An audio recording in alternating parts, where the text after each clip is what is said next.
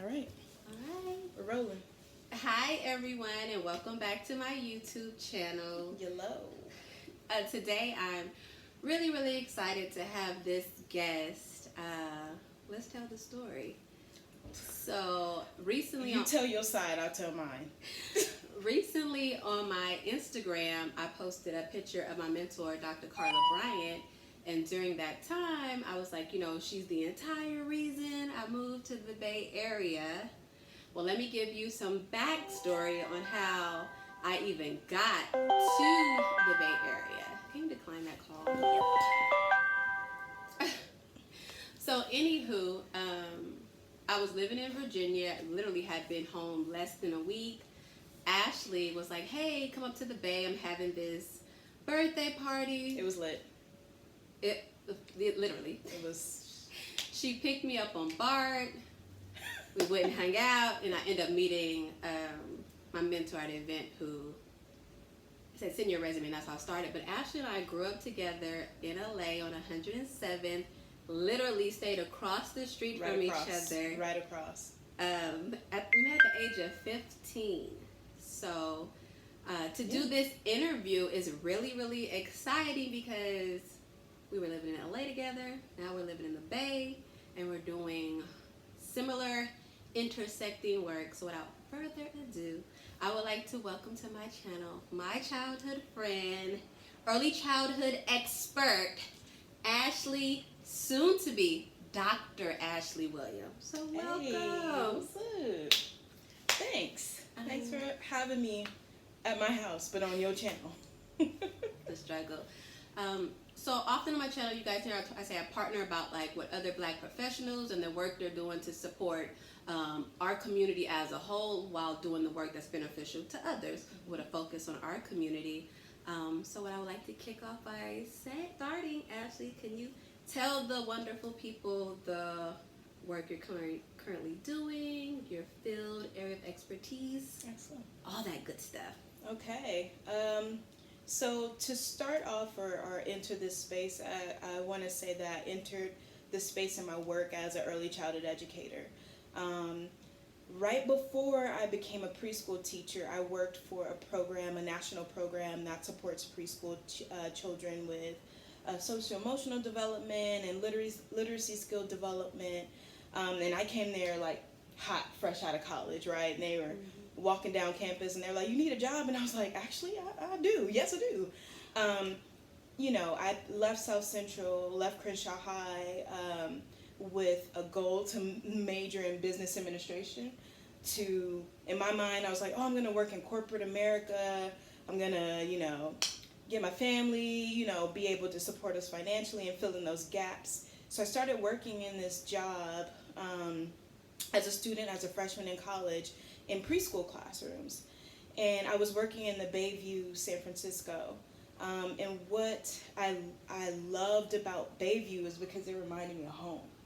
It was just moving from South Central into San Francisco, which is an interesting place, but it was a culture shock for me. So being able to work with young children in the Bayview was exciting for me. It was grounding for me. And what made me change my major and my focus to major in child development and become a preschool teacher was specifically around, there are a few things, but one of the things that stands out most is in that program we worked with an individual child. And the child I worked with had missed session for a few weeks. And when she came back and I said, "Oh, I missed you, so happy to have you back. Where have you been, And she said, my daddy got killed. And her father was shot and killed. And that was also true for a few children in that same classroom. And seeing the way that their teachers brought magic, life, learning, just a beautiful space in that for those children really, I was just like, I want to do this. I want to do this. I didn't know all the complexities of it, but I did. Long story short, I became a preschool teacher. So I say that before I speak about anything that I do, that leads my experience in my space. So I started off as an early childhood educator. And fast forwarding to what I do now, so I work at San Francisco State University. I'm the associate director of a program that supports preschool teachers to move forward with their bachelor's degrees. So we have an academic pathway and support services that are designed to support working professionals in early childhood access to higher education, and they move through the pathway quickly and efficiently so that they can continue to also stay employed while pursuing their bachelor's degree, which is a huge deal, and removal of a big barrier for early childhood educators. So that's currently the work that I do, and have been doing it for the past 6 years, and I would say 2 years ago I took a break from that to actually do some policy work. So I got to work in our Office of Early Care and Education and lead some work around quality in early childhood workforce and professional development systems, and how we support our teachers to maintain or get the skills that they need to be effective in the classroom. And so it's really an honor to do this work, because coming into it and all of the challenges I faced, now I get to do work that makes sense, right?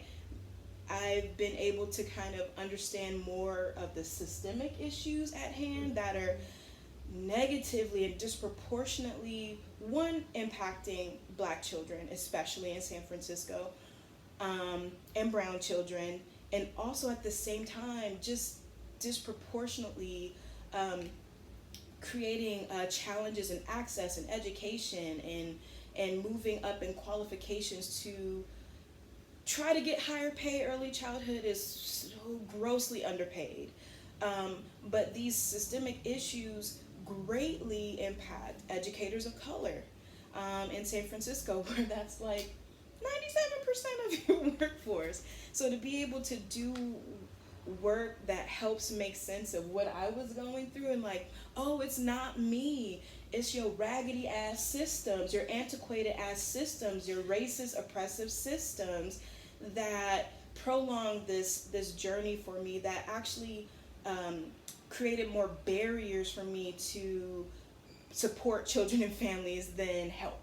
Right? So it's really an honor to be doing this work, and and just super bomb that also Crystal also does this work, in that we get to be in professional spaces where we see each other, or we're connecting, or our networks overlap, which is a beautiful thing, just coming out of South Central and like really making a change. And y'all probably know, since you're watching this, but Crystal is bomb, and what she's doing is really impacting and changing lives for children and families. And I'm really honored that I get to sit here with her, because my focus is around impacting the lives of teachers, future teachers who have been doing this for 20, 30 years, and they graduate with those degrees, and they are exceptional, and I just, it's a lot of power on this couch right now. And we have on J's. Yes, we do. Just some kids from LA. Yes, we just had to do. Oh, I should have worn my shirt. Mine is I'm rooting for everybody Black. Issa Rae. Shout out to Issa Rae. Sorry. We'll tag her. What I want to speak about, until you didn't even mention when you were at Crenshaw, you were working for Jumpstart. You were doing this work as a student at Crenshaw High. So, it's so funny, because, Washington was my home school, but like, Locke was for me. I wasn't trying to. And so I played basketball. Like, that's how I kind of got over to Crenshaw. But I was in the teacher training magnet program. Didn't even make sense of this. Like, I never wanted to be a teacher, which all teachers say, right? Also, I'm also a teacher educator. Did I say that? I be teaching the teachers? Yeah, I'm a professor and stuff. Not this semester, because I'm trying to be a doctor. So, but just thinking back in hindsight, like, I was totally in the teacher prep or teacher training magnet, and worked with young children at, I forgot the name of the elementary school that we used to go to, but yeah, that's what I did. I was working with young children. So I think in hindsight is always 2020, and everything is always in divine order and purpose. And when I look back, and I was like, I was always supposed to be here. I was right, always on the right track of where I needed to be in education, supporting teachers who are serving children, and that's what I do. So great. You would mention systemic barriers. You work with the teachers, prepping them to work directly with the students. I know a lot of my work is working directly with the students. The pre-K to prison pipeline achievement gap is real across the country. It really hits home that California ranks number one with being significantly disproportionate with having African American students overrepresented in special education with the ED designation, emotional disturbance. So California ranks number one in the United States, and then San Francisco, where both of us do our work, ranks number one in California. So it's very important that you have two Black women doing this work with a focus to serve all children, and particularly uplift and focus on the children and families that look like us. Working within school settings and classrooms, you rarely see in San Francisco teachers that look like the students. So how does your program look to remedy that, to have more Black professors, more students of color? Because I think across country, teachers are majority white women. White women.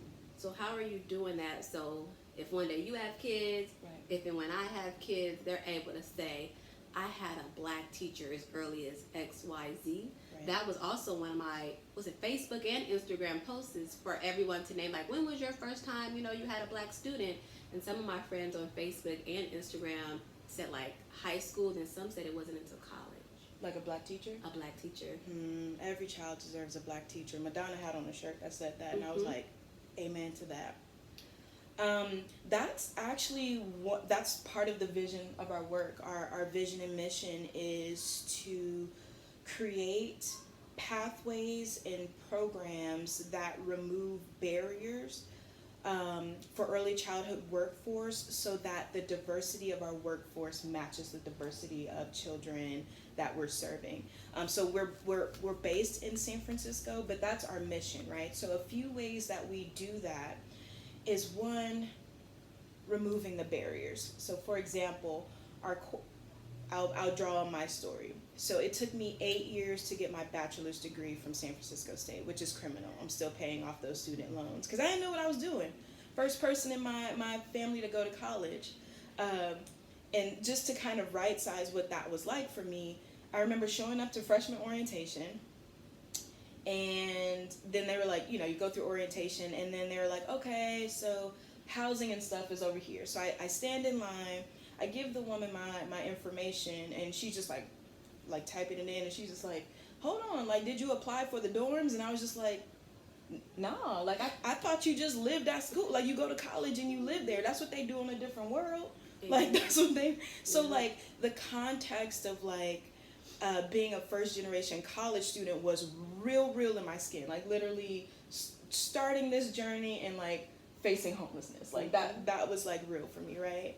And so I had to fill in the financial gaps, right? So once I decided I wanted to be a preschool teacher, so I was working in the classroom because I had the units or the qualifications, right? But I also was working in retail because San Francisco is really ridiculously expensive.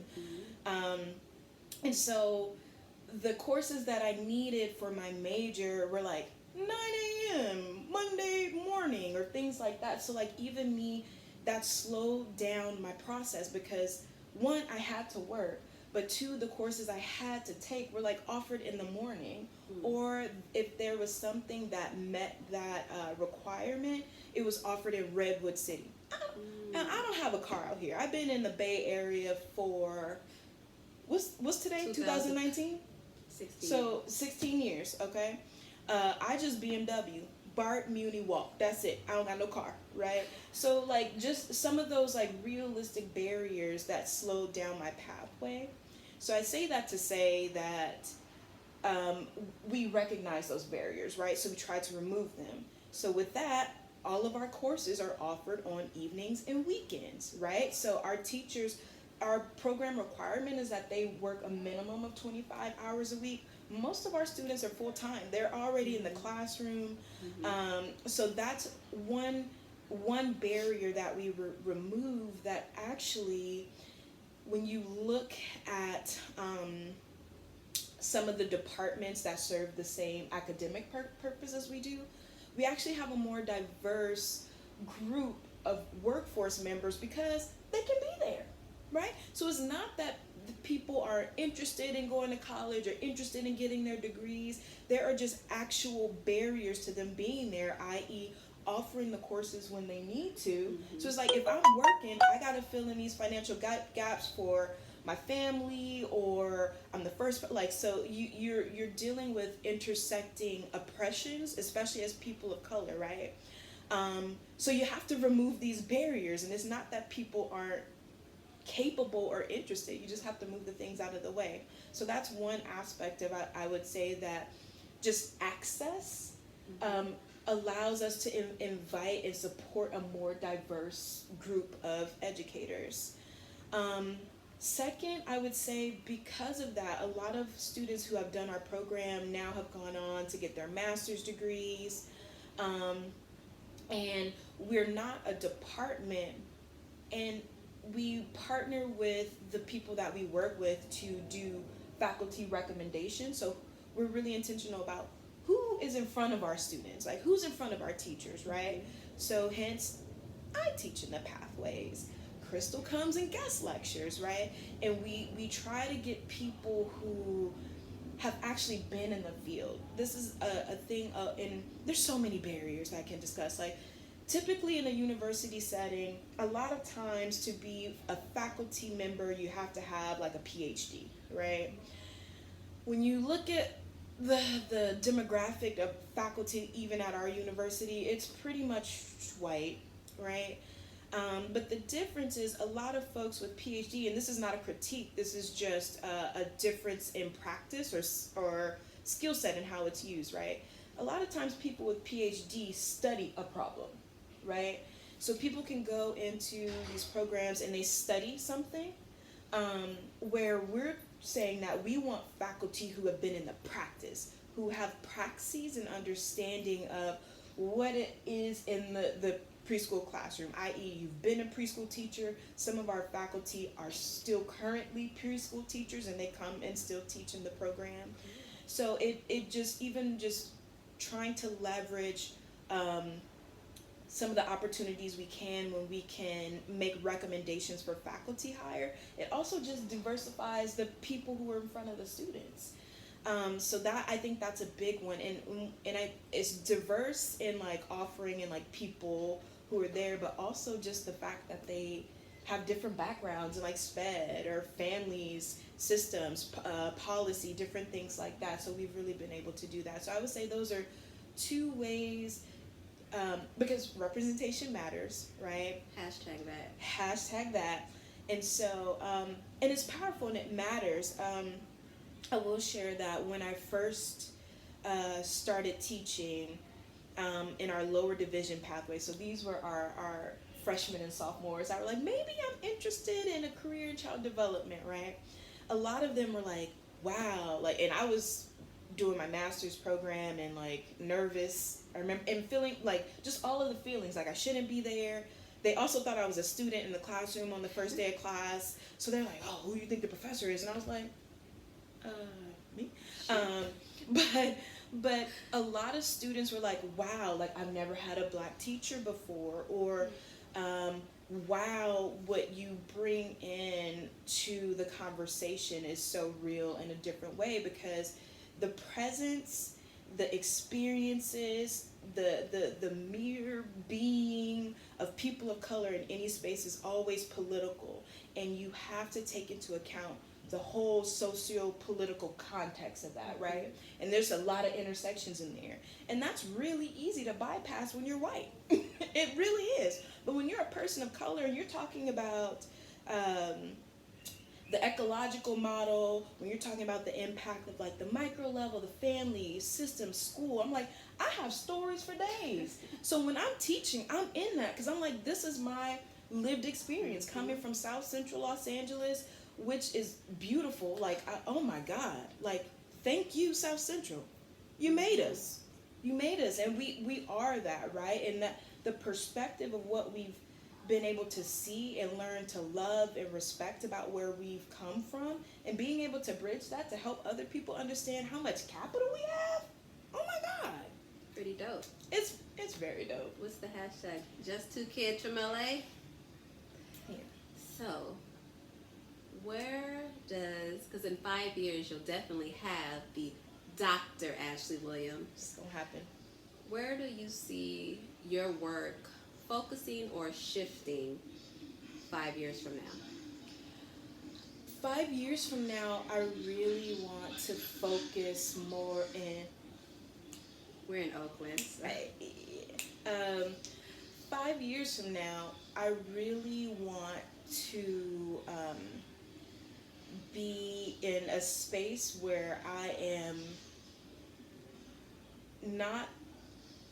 I'm not sure if I want to be a decision maker, but I want to be informing policy that is impacting early childhood workforce. And I'm specifically interested in the experiences of teachers, one, because this is how I came here, right? So this is how I'm making sense of all of these things. At the same time, in our conversation about doing better for children and their families, we keep ignoring the teachers who are right there in front of them each day. So if you're a teacher, then you got to work another job to make ends meet, or the expectation is you take care of other people's kids but not your own, right? Like, this is a problem. And when we're thinking about, even in our state, like our governor right now is has early childhood on the agenda, and it's great and important. And some of the conversation that was coming out at first had me concerned because it was around access. Like, let's create more slots and access for children. And yes. And my question is, access to what? Because one, the teacher crisis is real, and even more, I think, elevated in early childhood, right? But also, we're dealing with a workforce that we're not supporting their well-being. Like, preschool teachers are grossly underpaid. When I first started teaching preschool, when I was there maybe full-time, I think I was making maybe $25,000 a year in the Bay. That's why I had me a... Never mind. But, so it was difficult, right? And just thinking about, and I don't have children yet, but just thinking about someone who's trying to take care of their family, but dedicated to this work because it's so critical and so important. And if there's any a time to ever get this right, to not only disrupt, but dissolve and resolve the cradle to prison pipeline, vortex, however you want to talk about it, it's early childhood and it's now. And we can't just keep talking about children. It's not that I don't care. Like, I love the babies, but the teachers are doing the work. So in 5 years, I see myself in, I don't know, maybe the Department of Education, maybe sitting on some type of statewide committee or council where I can bring this into the conversation, not only as someone who's studied this, but someone who's lived it, and as a Black woman in my authentic skin. Because there's nothing you can tell me about my story. If it's my story, it is valid, it is true, and you can't check me, boo. It's mine. And so if I'm saying this is real, it's a counter narrative to whatever master narrative you want to think about. And I think about even the work that I do with my, currently, the work that I do with our teacher preparation program. I'll say it, Advance. Shout out to Advance. It's a counter narrative to the master, like, oh, well, preschool teachers don't have their degrees, and oh, it's so hard to figure it out. Yes, it is, and it's also possible. We're doing it. It's happening right now, right? And so being able to inform at a more policy level that I want to inform up instead of it just keep coming down and not being relevant, not being sustainable, not actually uplifting or changing any conditions that we're in. So like that's what I want to be doing. I don't know what that is or where that's at, but I want to be doing more systems work. Because we got to change our systems. They're man-made. Like, they're made up. Like, we make this stuff like they're not real. And they were intentionally designed for us not to succeed. Right, and to oppress. So it's just like, so we need to understand and acknowledge that. So you can't say that you can't make these changes because it's all made up. So it's just like people have to understand the impact and why. And most of the people who are making those decisions don't look like us, nor have they had the experience down in the you ever been just preschool is the best. Okay, by far 3 to 5 year olds are the best versions of humans, period. But like their understanding of what is fair, what is just is so powerful. And like to be able to see that on a day-to-day basis, and like for them to be able to kind of like work things out in their head, and I'm just like, I see you growing up. I see the adult you will become. I see if we support you in this way, how you can thrive, how you can really work through some of the challenges or the maybe the traumas that you've experienced. This is a great place for us to do this, right? And so, yeah, like you really, I don't know, teaching preschool really informed and like changed my outlook on life. Like, it's amazing, and humans are so unstable. And like, it's great to see it all unfold in a preschool classroom. It's the best. Well, I'm excited to have sat down with you. You know, we grew up together, 15 years old, across the street from each other. Our time used to be spent watching Deep Blue Sea Yes. on a VHS. Eating pudding with forks, or whenever she would lace both of our tennis shoes up. If I got new shoes, I knew I need to run over. Because she would be choking her tennis shoes, and I'm like, that ain't the way. Let me see. Still kind of. So, anywho, to say that steps are truly ordered, God had purpose in our lives, meeting and being friends in LA, then her inviting me to a party where I met my mentor, being offered a job and building on doing my work. I am proud to do this work with my friend. I feel like I'm getting choked up, but I'm really proud to do this work with my friend. So thank you for sitting down, sharing how you're intentionally doing your work to build intentional communities and support children and families and teachers, and particularly those that look like us. So before we sign off, if you have any social media handles or email contact information, if people want to reach out to ask, like, I may not be in California, or I am in California, I want to know more about your program. So I, a teacher of color, first generation college student, can do this work and become an early educator and support children and families. Yeah. So the best way, I didn't even think about that, because I don't really be on social media right now because the way school is set up in my life. So the best way I would say to reach out to me is on LinkedIn. I'm Ashley C. Williams. On LinkedIn, my email is awill, at SFSU, like San Francisco State University, that SFSU.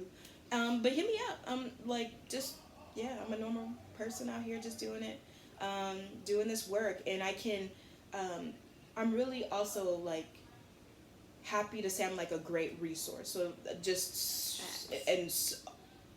whatever, if you're like thinking about going to school, trying to figure it out, even if it's not in San Francisco, like, just because I've been in school for a long time. I've been navigating higher ed for a long time, and it's a doozy, right? So however I can be a resource, please do reach out. That's awill at sfsu.edu. So thank you, friend. Thank you. I love you. Yes, thank you for watching. Please be sure to like, comment, subscribe, share this video with your friends so we continue to support. Tell Issa Rae we love her. Continue to support children and families, particularly those that look like us. Thank you, thank you, thank you.